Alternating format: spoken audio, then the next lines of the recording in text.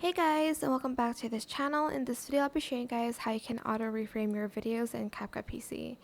So what it basically does, it focuses on the subject when it cuts it to the frame ratio that you want.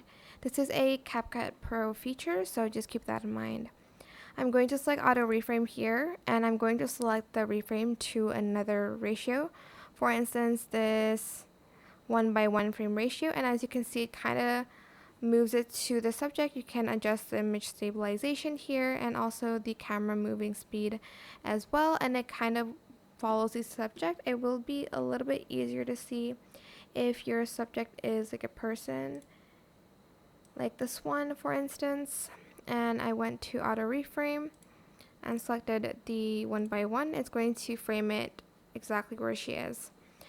Just select apply, and that is it. I hope this tutorial was helpful for you guys. Don't forget to like, comment, share.